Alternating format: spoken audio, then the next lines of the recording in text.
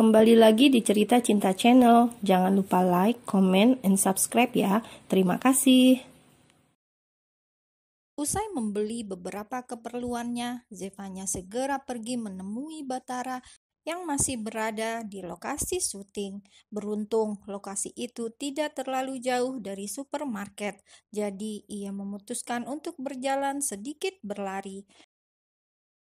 Tak butuh waktu lama, hanya sekitar 10 menit, kini gadis itu sudah tiba di lokasi syuting dengan nafas yang memburu karena berlari.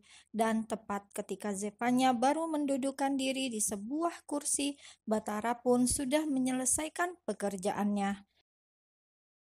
Sebuah senyuman terbit di wajah laki-laki itu ketika pada akhirnya dipertemukan dengan seorang gadis yang sudah memberikan warna dalam hidupnya selama beberapa bulan terakhir. Capek banget kayaknya. Batara langsung mendudukkan dirinya di samping Zevanya sambil menyodorkan sebuah minuman dingin di pipi gadis itu. Tentu saja seketika membuat Zevanya sedikit terkejut, namun ia juga segera tersenyum bahagia kala melihat kedatangan Batara. "Saya terlambat?" tanya Zevanya sedikit terengah. "Aku yang terlambat, maaf ya, harusnya aku jemput kamu di sana tadi," kata Batara kini menggenggam tangan Zevanya.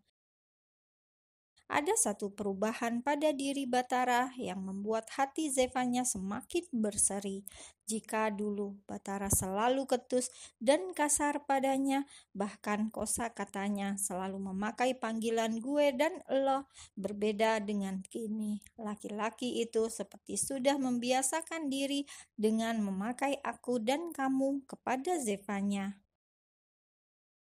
"Capek ya?" tanya Zevanya memulai percakapan. "Enggak juga." Batara menggelengkan kepala sambil menyandarkan tubuhnya pada sandaran kursi.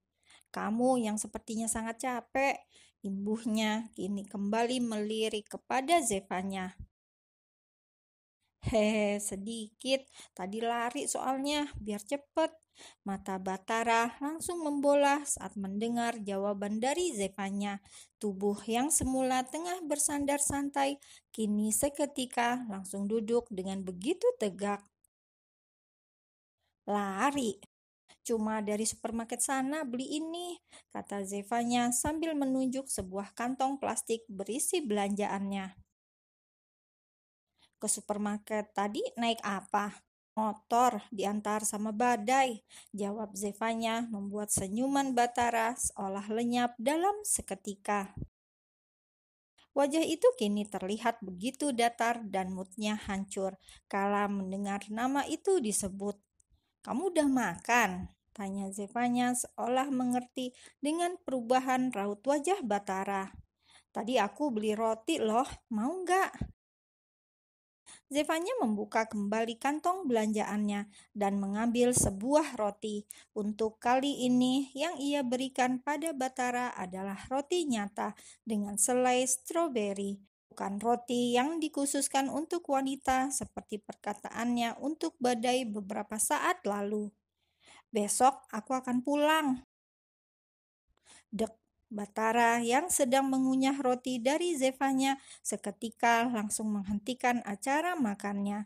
Laki-laki itu mengerutkan dahi dan langsung menatap Zevanya dengan cukup intens.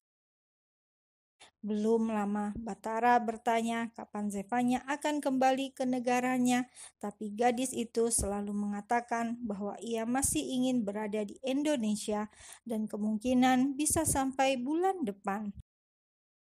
Tapi mengapa kini tiba-tiba Zevanya mengatakan akan pulang besok? Dan apakah ini alasan Zevanya mengajaknya bertemu dan makan siang bersama untuk berpamitan? "Bukankah kamu bilang?" Zevanya menganggukkan kepalanya. "Maafkan aku, Batara. Sepertinya ini akan menjadi pertemuan terakhir kita." "Kenapa, El?" "Aku nggak tahu kenapa. Aku benar-benar bingung dengan perasaanku sendiri. Dan mungkin memang menjauh dari kalian berdua adalah pilihanku yang paling tepat." Batara langsung menarik nafasnya dengan cukup panjang. Kamu mau kabur? Tidak semudah itu, El. Menjauh bukan pilihan yang tepat. Kamu harus berani mengambil keputusan. Sejak awal aku sudah katakan padamu, maju atau mundur. Dan ketika kamu sudah mengatakan untuk maju, kamu tidak akan pernah bisa untuk mundur lagi. Zevanya langsung menatap mata Batara. Badai, kamu mencintai laki-laki itu? Tanya Batara dengan wajah datarnya sambil mengepalkan tangan begitu erat. Baru memberikan pertanyaan, belum mendapatkan jawaban, tapi sudah membuat hatinya begitu bergemuruh. Entah apakah ia akan siap mendengar jawaban dari Zevanya jika gadis itu mengatakan iya. Batara pun akhirnya mengajak Zevanya ke dalam mobilnya agar lebih leluasa untuk bicara berdua. Begitupun dengan Ben yang dengan sigap menjadi penjaga di sekitar mobilnya agar tidak ada yang mendekat.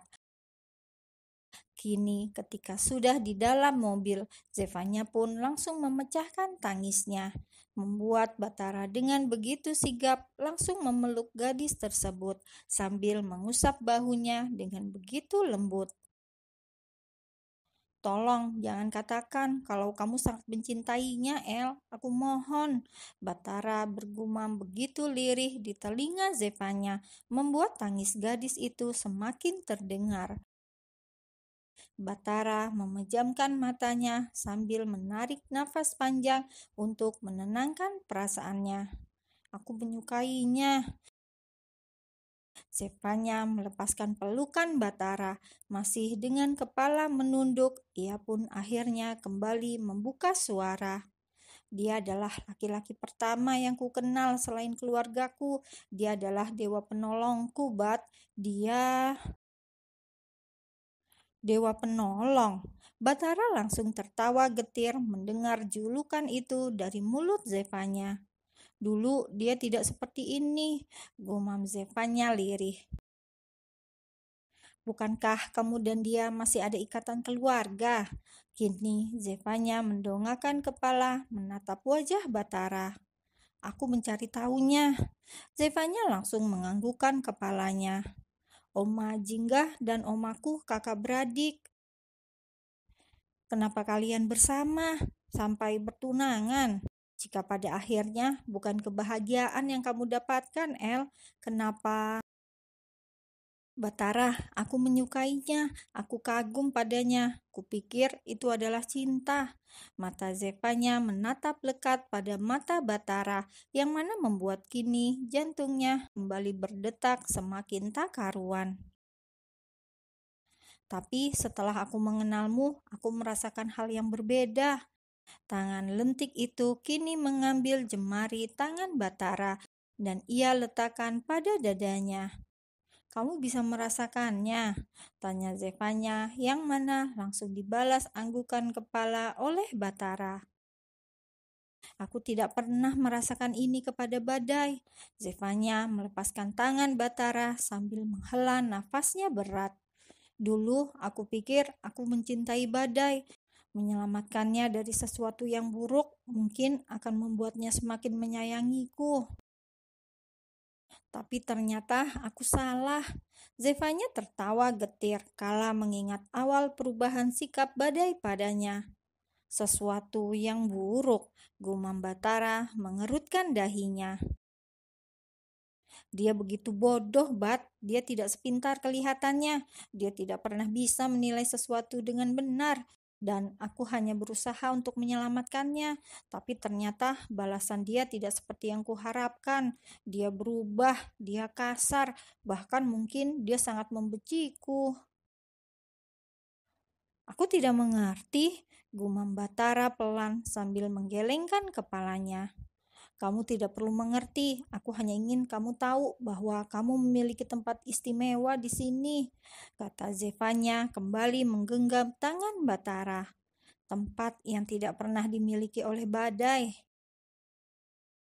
Entah harus senang atau sedih, perasaan Batara kini ternyata dirinya berada lebih unggul dari badai. Akan tetapi, bukankah itu percuma jika pada kenyataannya Zevanya tetap memilih pergi bersama badai?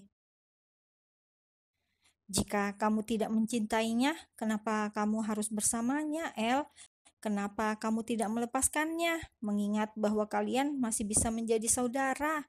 Tanya Batara sedikit frustasi. Tidak semudah itu, Bat. Zevanya kembali menarik nafasnya berat. Aku akan melepaskan badai jika dia sudah benar-benar melupakannya dan dia bisa menerima takdir, juga bisa mempercayaiku.